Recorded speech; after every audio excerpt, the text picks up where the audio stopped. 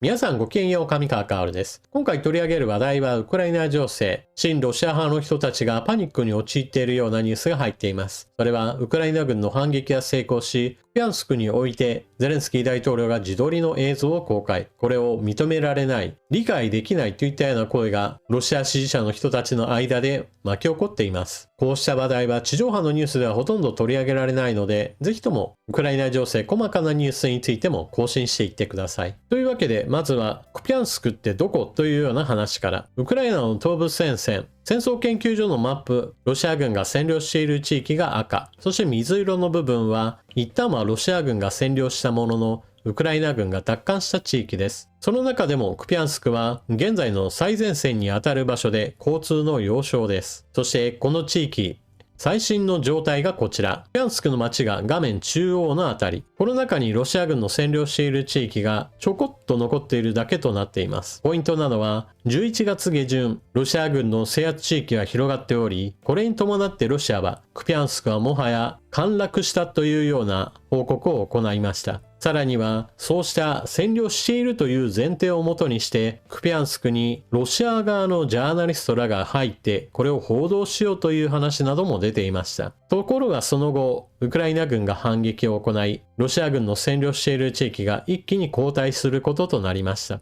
その結果として現在のような街の中にロシア軍兵士が取り残されるといった事態が発生しています。ただし取り残されている兵士は数万人とかいった大規模なものではなく数百人レベルだそうです。それでも十分多い人数だと言えるでしょう。このように取り残される兵士が出てしまった理由というのが、クピャンスクに対する兵士を送り込む、そして退却するためのルートといったものが、非常に脆弱だったことがあります。当初ロシア軍はパイプラインの中に兵士たちを送り出して、それによって目撃されないまま街へとどんどんと兵士を送り込むといったことを行ってきました。これによってクピャンスクは落とせるというような確信までしていたわけです。ところがウクライナ軍がパイプラインに対する爆撃を繰り返すことによって、このルートでの安全な通行といったものができなくなりました。物資や人を送り込むといったことがなかなかできなくなったことにより、ウクライナ軍による反撃が重なって、一気にロシア軍を押し返すことができたというわけです。このため、市内に残ったロシア軍兵士に対するドローンによる空爆といったものも行われています。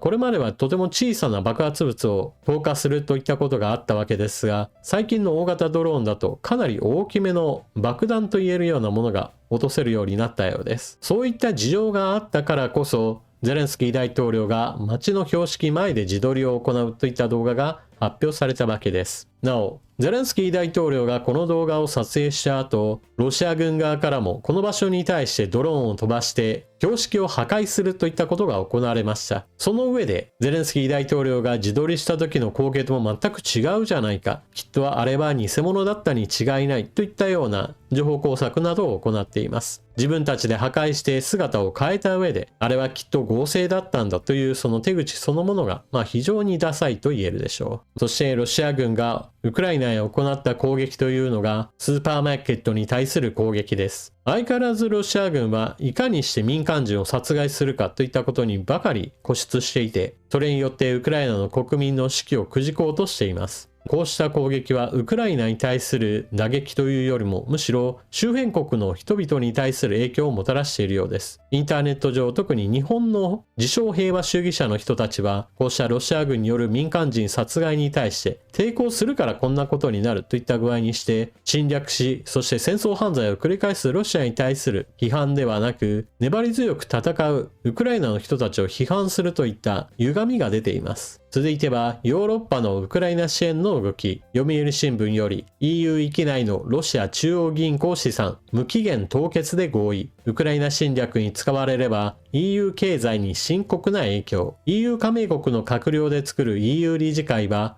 域内で凍結されているロシア中央銀行の資産について凍結解除を無期限で禁止することで合意した。EU はロシア凍結資産をウクライナ融資に活用する支援策を議論しており、合意に向けた環境整備の一環とみられる。EU 理事会は決定理由について、ロシア凍結資産がロシアのウクライナ侵略に使われれば EU 経済に深刻な影響が出るためだとしている。EU によると、域内には約38兆円のロシア資産がある。EU 理事会はこれまでロシア資産凍結の延長を半年ごとに全会一致で決定してきたが、ロシアに近いハンガリーなどが拒否権を使えば凍結が解除される可能性があった。ここでのポイントは何といっても EU では全会一致を基本としており、その原則を外れる危険性というものは十分にあり得るということです。半年ごとに更新していくことによってこの凍結状態を維持してきたわけですが、いつまでも全会一致でというのは難しいかもしれません。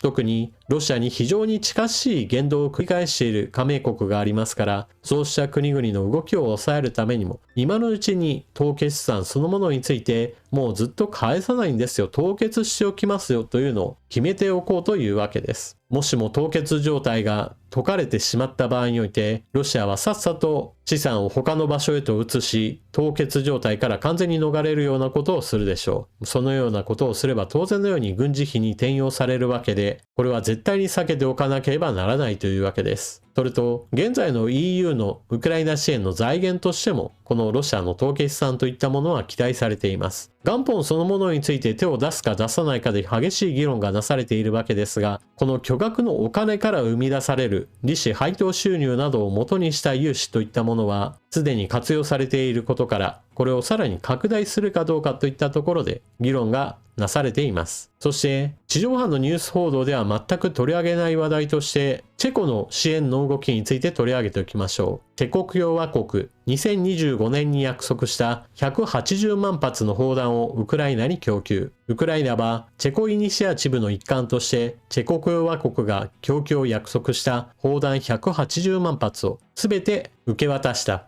これはチェコの元首相、ペテル・フィアラ氏が発表した。今年私はウクライナの防衛軍に180万発の大口径弾薬を供給することを約束しました。本日、この目標を達成できたことを嬉しく思いますと、同政治家は述べた。ウクライナに対する砲弾支援は、バイデン政権の時はアメリカが主体となっていました。その後、ヨーロッパからの支援といったものも徐々に拡大していき、最も大きな支援の柱となったのが、このチェコを中心とした砲弾供与の連合国です。EU からウクライナに対する軍事支援においては、なるべく EU 域内で生産したものだけに限ろうという話がありました。これは自分たちの防衛産業にお金を流し、それによって防衛産業それ自体を育てようという意図があります。一方でチェコの主導した砲弾の支援については、EU 域内だけにこだわらず世界中から砲弾をかき集めて、それによってしっかりと数を確保しようという流れでした。今回のニュースはそうしたチェコの取り組みが成功し、十分な数の砲弾をウクライナに供与することができたことを示します。ですから予算さえ用意できれば、ウクライナに対して潤沢な砲弾供与ができることを証明したわけです。次のニュース、メディア、アメリカはウクライナに NATO スタイルの安全保障条約第5条を提供する用意がある。現在アメリカのトランプ政権がウクライナに対する和平案の提示を行っています。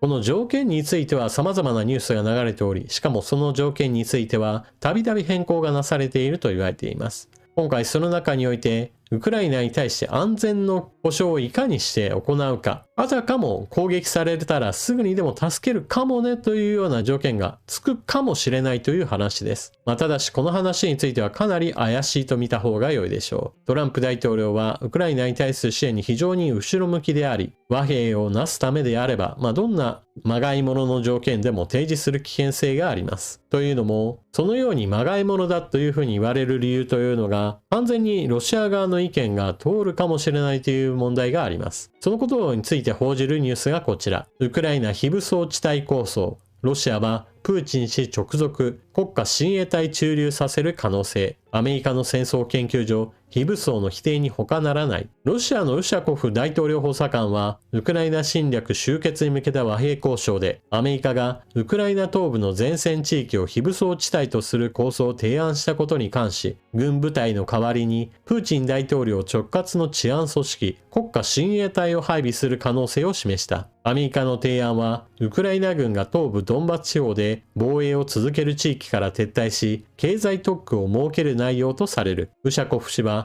ロシア軍もウクライナ軍もいなくなる可能性は十分にあると述べ、非武装地帯には国家親衛隊や警察などが駐留するだろうと主張した。国家親衛隊は国内のデモ警戒やテロ対策などに当たる治安組織だが、ウクライナでの戦闘にも参加し、戦車などの重火器も保有する。アメリカ政策研究機関戦争研究所は、軍事能力を持つ部隊の展開は非武装の否定に他ならないとの見方を示している。アメリカが提案しているドンバス地方からのウクライナの撤退、そしてそれに伴って空白地域ができ、あたかも和平が成立するかのような話をトランプ大統領はしています。しかし、非武装地帯として設けられた地域に、ロシアが軍ではない戦闘能力の持った部隊を送り込むことができるとなれば、これは実質的な占領と何も変わりません。つまり現在のトランプ大統領の提案というものは、基本的にはロシアの非常に都合の良いものとなっているわけです。このような状態ですから、アメリカがある程度の安全保障を条件としてつけるという話をしても、その条件が果たして履行されるのか、かなり怪しいと見た方が良いわけです。一方、安全保障問題に関しては NATO への加盟がロシアが認めないし、アメリカも認めないし、ヨーロッパの中にも戦争状態といったことも考えて今は入れないと言われている。このような状況の中で EU への加盟に関しては一歩前進するかもしれません。2027年までの EU 加盟検討、最新のウクライナ和平草案に明記。イギリスのフィナンシャルタイムズは、ロシアのウクライナ侵攻終結に向けた米国主導の和平案をめぐり、ウクライナを2027年1月1日までに EU に加盟させることが検討されていると報じた。EU に加盟するには30を超える審査段階を経る必要があるが、ウクライナはまだ1段階も正式に完了していない。関係者からは、異例の早期加盟の実現には EU が加盟手続き全体を見直さなければならないとの声が出ている。NATO には加盟するな。しかし EU に加盟する分にはといった具合にして話がこんがらがっているのは、基本的に EU への加盟に関しては軍事力と一切関係がないという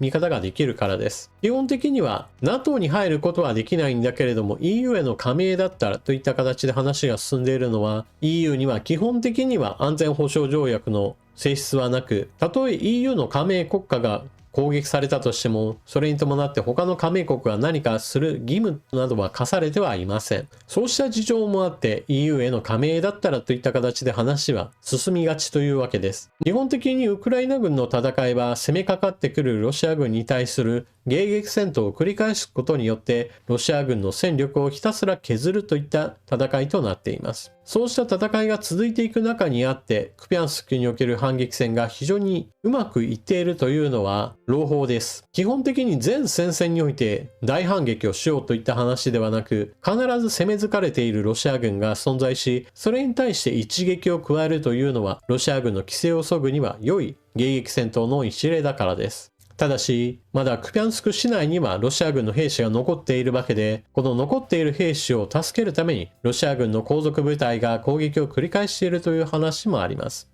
これらの攻撃を跳ねのけた上で市内によるロシア兵を一掃することができるかどうかといったところもまだまだ注目しておかなければなりません。というわけで今回の動画はここまで。最後までご視聴いただきありがとうございました。チャンネル登録していない方はぜひともこの機会にチャンネル登録よろしくお願いします。それでは次の動画でまたお目にかかりましょう。またね。